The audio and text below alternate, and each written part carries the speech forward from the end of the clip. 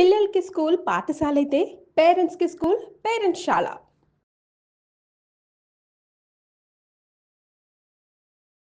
నమస్తే అమ్మా. నమస్తే అమ్మా.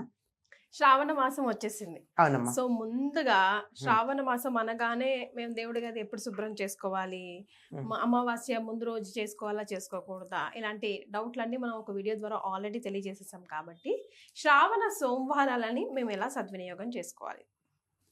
అమ్మ విష్ణుమూర్తికి, లక్ష్మీదేవితో పాటు ఈక్వల్‌గా కార్తీక మాసంలాగా శ్రావణ మాసంలో కూడా శివయ్యకి పూజలు చేస్తారంట కదా! అవునమ్మా. కానీ మనకు చాలా మటుకు మనం ఎక్కువ శాతం లక్ష్మీదేవి, గౌరీ మంగళి పూజలు ఇట్లాగ విష్ణుమూర్తి పూజలే అనుకుంటాం యాక్చువల్‌గా. ఇప్పుడు గౌరీదేవి విష్ణువా అమ్మా? కాదు కదా! కాదు. మరి మంగళగౌరి చేస్తాం కదా! చేస్తాం గదా! మంగళగౌరి చేసినప్పుడు విష్ణువే ఎట్లా అయింది? ఆటోమేటిక్‌గా శివయ్య వస్తాడంటారా? అంతే కదా! ఇప్పుడు ఎట్లాగంటే హ్మ్. శ్రావణ మాసం అనంగానే హ్మ్. పూర్ణిమ నాడు శ్రవణ నక్షత్రం ప్రాధాన్యం కలిగిన నెల శ్రావణ మాసం. హ్మ్. శ్రవణ నక్షత్రం ఎవరిది? వెంకటేశ్వర స్వామిది. స్వామిది. హ్మ్. ఆయనకి చాలా ప్రీతిపాత్రం. హ్మ్. అంచేత వెంకన్నకి అంటే విష్ణుమూర్తికి, విష్ణుమూర్తితో పాటు ఆయన భార్య లక్ష్మీదేవికి ప్రీతిపాత్రం. భర్తకి ఇష్టమైనప్పుడు భార్యకి ఇష్టం కావడం సహజం. మరే. ఇక్కడ ఆయన సోదరు ఉంది కదా! హ్మ్. ఎవరు? పార్వతీదేవి. ఆహా! అయ్యగారి సోదరికి శివుడు వెంకటేశ్వర స్వామికి సోదరే అవుతుంది కదా హ్మ్. గౌరీ. అందుకని మంగళవారం అమ్మవారికి. హ్మ్. మరి అమ్మవారిని పూజించడానికి ముందు ఎవరిని పూజించాలమ్మా? అయ్యవారిని వెల్కమ్ చేయాల్సిందే. చేయాల్సిందే కదా! మనది కుటుంబ సంస్కృతి. హ్మ్. ఒకళ్ళని హ్మ్. హ్మ్. పూజించి ఒకళ్ళని నిరసించటానికి నిరసించేటటువంటి పద్ధతి కాదు. మరే. కనుక ముందు సోమవారం శివుణ్ణి పూజిస్తారు. హ్మ్. అసలు సోమ అంటేనే ఉమ. ఉమతో కూడుకున్నవాడు. ఉమ అంటే పార్వతీదేవి. హ్మ్. పార్వతీదేవితో కూడుకున్నటువంటి శివుడు అని అర్థం. సోమవారం శివుడికి ఎందుకు ఇష్టం? అందుకట. హుహు.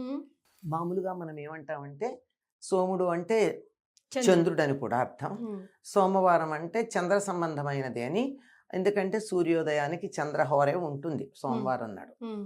అందువల్ల చంద్రుడినే పూజించటం అదే చంద్రుడికే ప్రాధాన్యం ఇవ్వడం కనపడుతూ ఉంటుంది. హ్మ్. కానీ దానితో పాటుగా చంద్రుడికి ఆ స్థితి రావడానికి కారణం ఎవరు?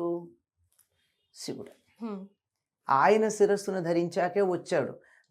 ఆ స్థితికి వచ్చాడు. హ్మ్. లేకపోతే ఆయన రోజుకి కాస్త చొప్పున క్షీణించుకుపోతూ ఒక పక్షమంతా, ఆ తర్వాత నెమ్మది నెమ్మదిగా పుంజుకుని పూర్ణచంద్రుడవ్వడం ఇవన్నీ ఉన్నాయి కదా! మరే. వీటి నుండి రక్షించటానికి శివుడు తన నెత్తిన ధరించిన తర్వాత ఇంకా ఎటువంటి దోషం చంద్రుడిలో లేకుండా అయిపోయింది. హ్మ్.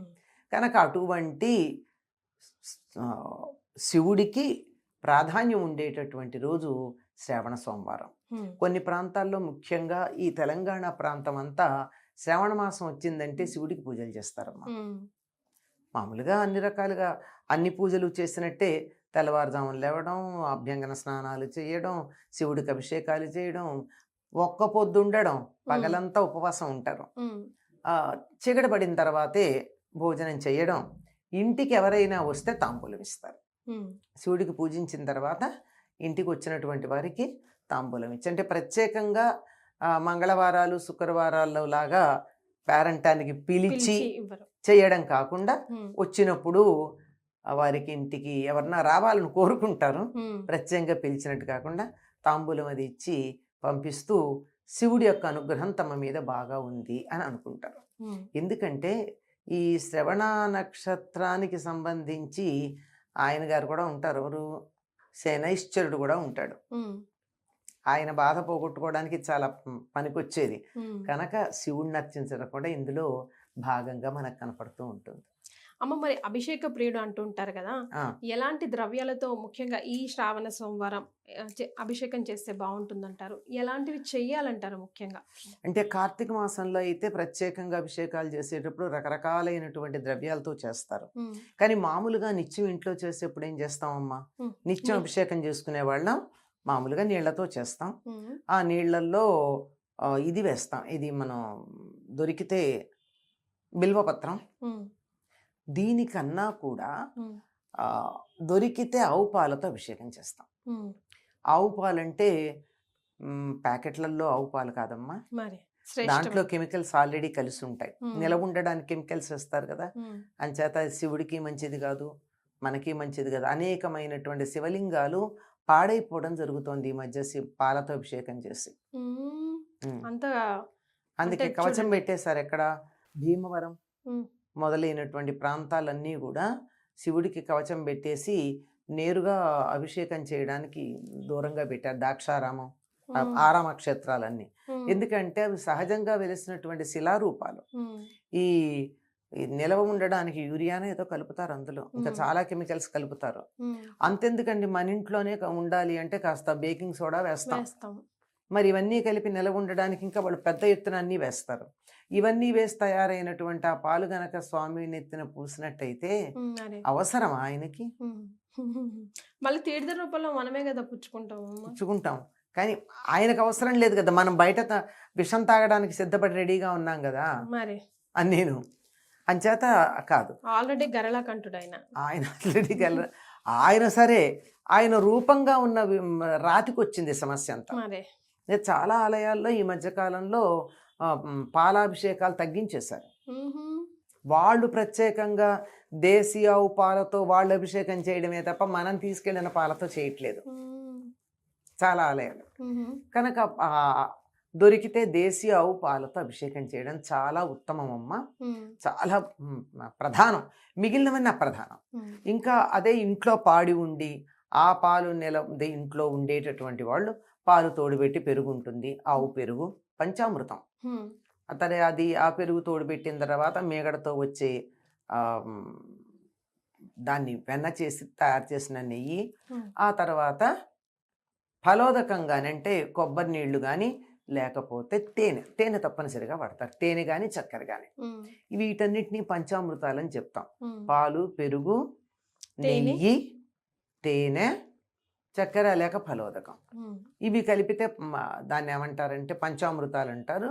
వీటిని శివుడికి ఇవ్వడం నిత్యకృత్యంగా కూడా ఇంట్లో చేసేవాళ్ళు చాలామంది ఉన్నారు. అవునమ్మా. ఉమ్, అంచేత ఇవి తప్పనిసరిగా నిత్యకృత్యంగా చేయలేకపోయినా కనీసం శ్రావణ సోమవారాల్లో అయినా ఆయనకి అభిషేకం చేసేటప్పుడు వీటిని జాగ్రత్తగా తిండి. ప్యాకెట్ పాలు కాకుండా మంచి పాలు దొరికితే పాలతో అభిషేకం చేయండి. లేకపోతే మనం అన్నిటికీ అక్షతలు వేస్తూ ఉంటాం కదా, మరి వస్త్రార్థం అక్షతాన్ని సమర్పయామి, ఉమ్, ఆభరణార్థం అక్షతాన్ని సమర్పయామి ఉమ్, అన్నట్టు పంచ అమృతార్థం అక్షత. అక్షతలు కాదు, నీరు. నీడు. అమ్మ, తులసి దళం ఎందుకమ్మా శివయ్యకు పడదు? శివయ్యకి పడదని ఏం లేదమ్మా, శివ ప్రధానం ఏం లేదు.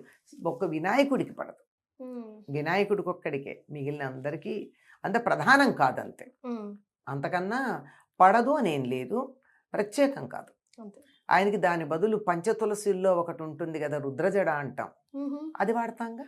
ఉమ్. కృష్ణ తులసి, రామ తులసి, అవి లక్ష్మీ తులసి కాకుండా 5 రకాల తులసులు ఉంటాయి కదమ్మా, అమ్మ. అందులో రుద్రజడ ఒకటి. ఉమ్. అది సాధారణంగా సబ్జా గింజలు వస్తాయమ్మా దాని నుంచి, ఓ, ఓ, ఓ, ఓ, అదే correct. రుద్రజడ అంటే. ఉమ్, అది వాడతాం.